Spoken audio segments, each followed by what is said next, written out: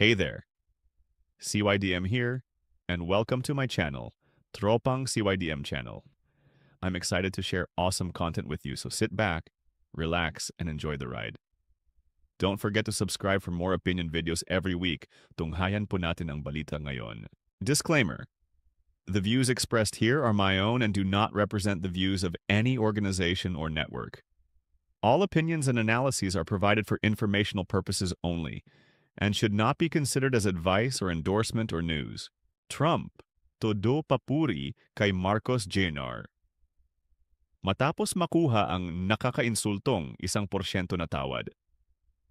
Todo papuri si US President Donald Trump kay Pangulong Marcos Jr. matapos makuha ng Pilipinas ang 1% na bawas sa ipapataw na taripa ng Amerika sa ilang export products mula sa bansa.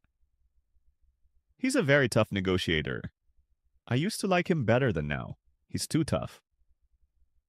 Donald Trump, matapos ang bilateral meeting sa White House, mula sa orihinal na 20%, bumaba sa 19% ang US tariff rate na ipapataw simula Agosto.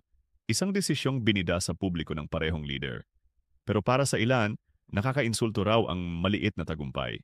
Nang tanungin si Pangulong Marcos kung makatarungan ba ang 19% taripa, tumanggi siyang sagutin ito at itinuro ang US.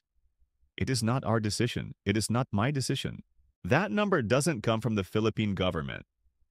You will have to ask whoever imposed the 19% tariff how they will justify it. I could not answer. Hindi ito pinalampas ni Ate Marners Rowena Guanzon, dating COMELEC at COA Commissioner. Diwik ka. Hindi mo kaya ilaban yung patas na desisyon para sa mga Pilipino.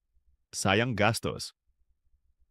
Ikinumpara pa ni Guanzon sa Indonesia na mula sa 32% ay napababa ang taripa sa 19% gamit ang cellphone pantawag kay Trump, samantalang ang Pilipinas ay may full force delegation at malakihang gastos.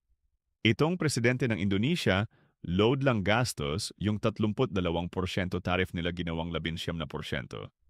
Yung sa atin, full force pa ang delegation at gastos pero 1% lang binaba. Unless iba pakay, unless mahina talaga at joke, only yung tough negotiator ni Trump.